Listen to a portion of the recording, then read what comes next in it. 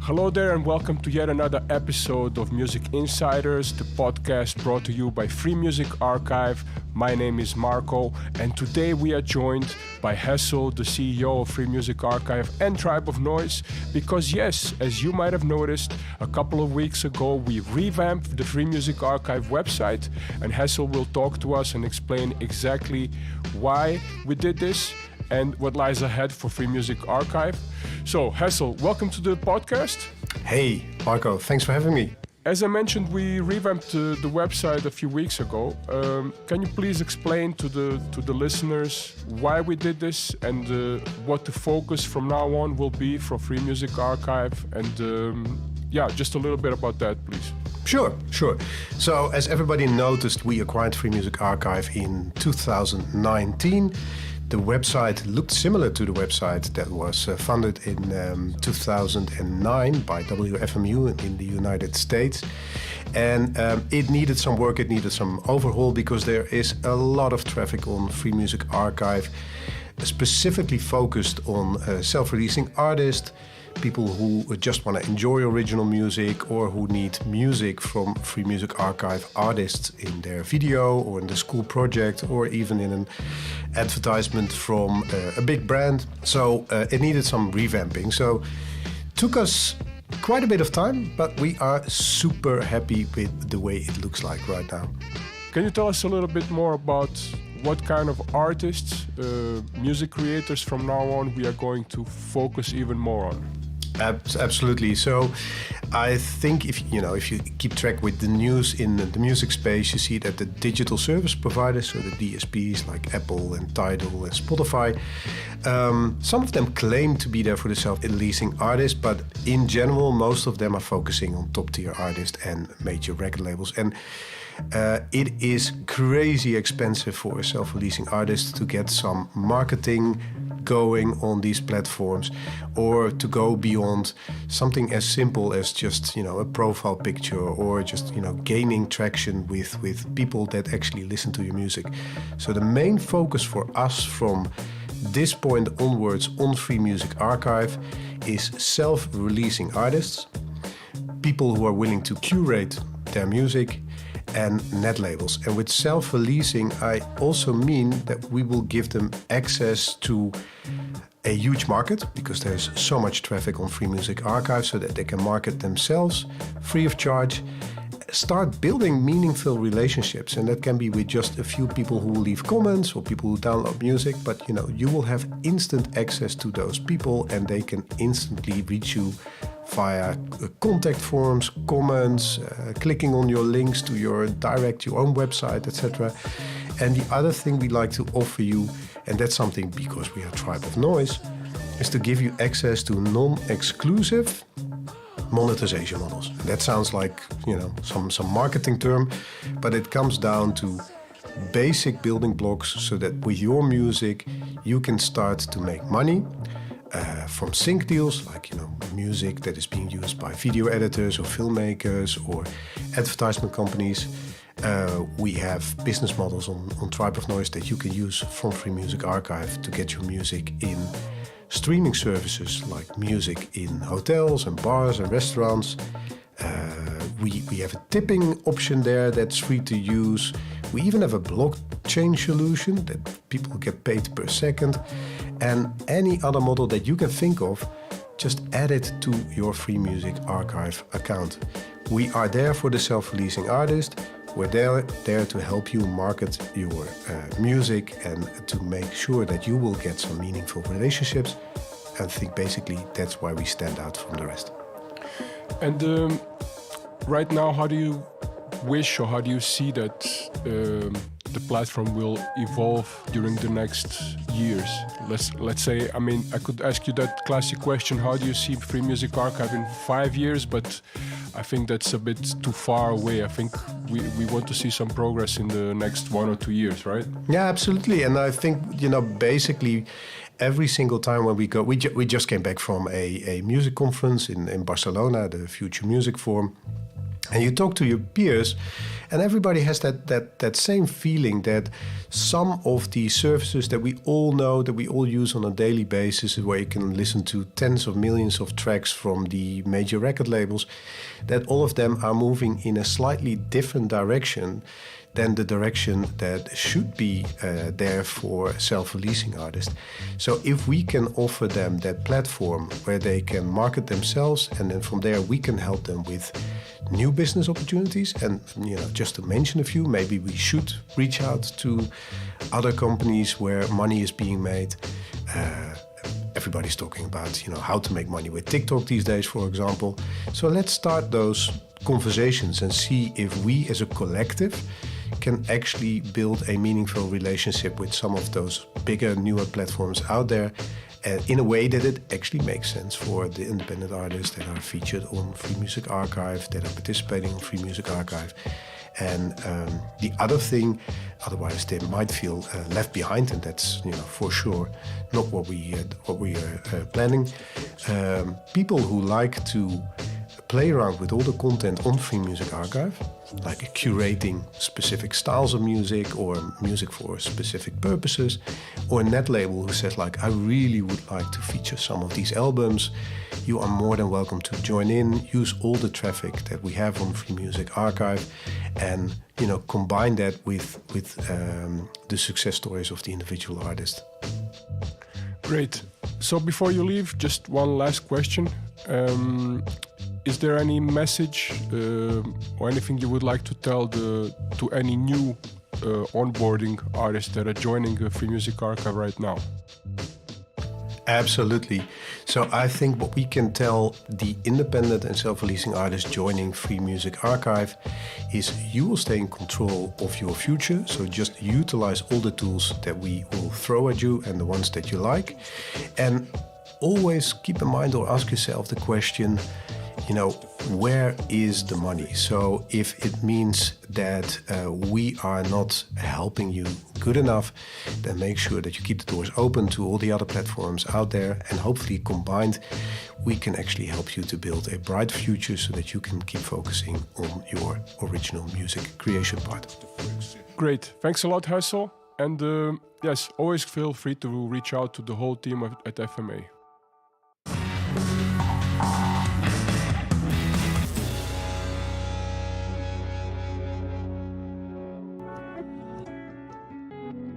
Hi, today I'm joined by somebody who is all the way down there, at least for me he's down there in Australia.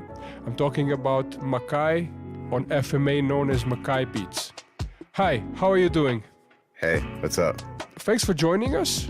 I have a very simple first question. When did you start making music, and can you tell us a little bit more about how and why that happened? Yeah, I started making music when I was in like 2012, like professionally. But before that, I've been playing piano since a kid and all that. But professionally, I just trying to sell music online and stuff just since 2012. Okay, and how did that happen? Like somebody else was making music, in your case mainly beats, right? And you got inspired by that, or you tried yourself unprofessionally first and then decided to do it more seriously? Well, I started doing it unprofessionally when I was a kid, like just trying to it was just my passion, I just always loved music, just creating music, piano. Mm-hmm. But then when my mom passed, I started, taking it more like trying to do it as a career, So you bought some software. How did that start, that learning process? I mean, it's been a long time ago, 2012, so it's hard to remember every detail, but I remember starting on some just Cubase and some weird software I found.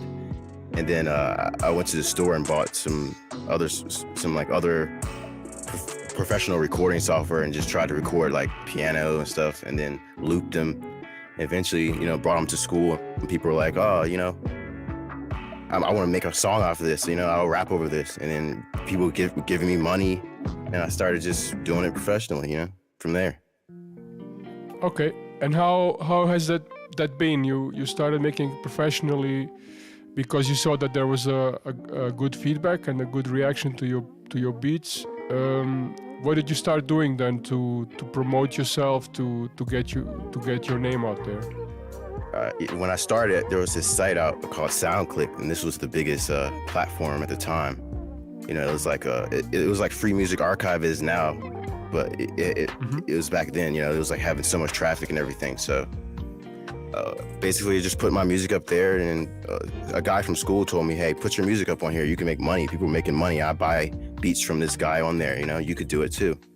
So that's when I tried it. Uploaded my stuff on there, and of course, no one bought it at first. But as time went on, I just started figuring things out, watching courses, and just figuring out how to get my music out there even more.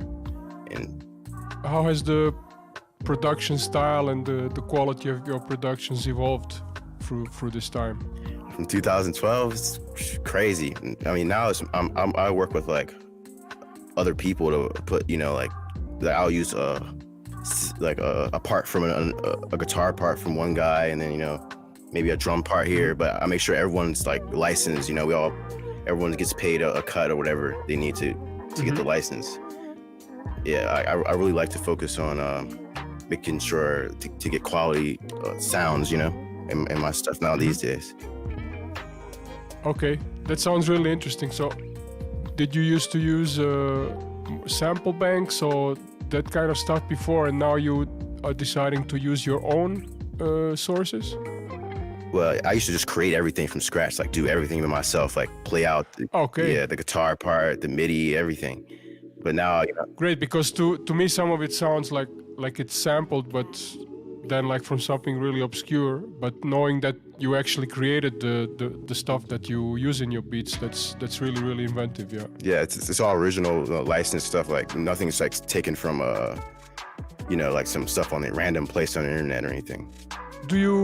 When I listen to your beats, I really hear a certain style. How long did it take you, and when did you become more aware of that you were creating your own style of making beats?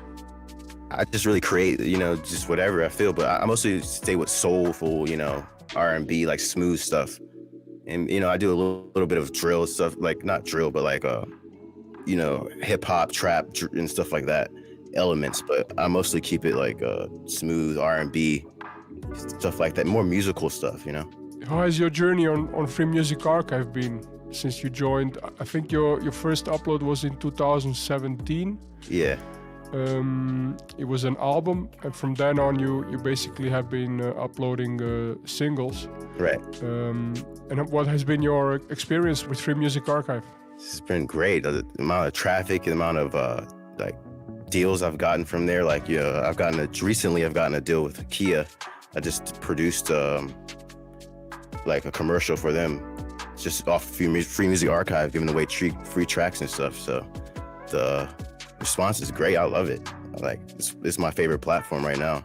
So people reach out to you directly, and then you struck some kind of an agreement or deal with them. Yeah, for extended licenses or, files or whatever. Have there ever been any like funny or like weird situations with people asking you music for something that you don't mind sharing with us since you joined the FMA?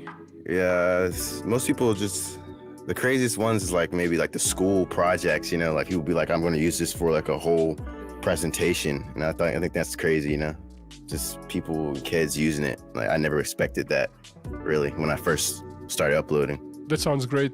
I mean, we are really happy that the exposure and the traffic that FMA has that enables guys like you to get the music to all kinds of diverse projects, from Kia to a school project presentation. Yes. And so what are you busy with right now, and what are your plans for the next months? Just releasing I like to just release free music and just free resources for people to build my brand, That's how I've built it since 2012. So I'm just gonna keep putting out more projects, more music coming out. Do you also have your like a website of your own where people are directed and can also look for other music that's not on FMA? Yes, my website is Makai.com. That's like everything that's not on FMA. If it's not on there, it's on my website, Makai.com.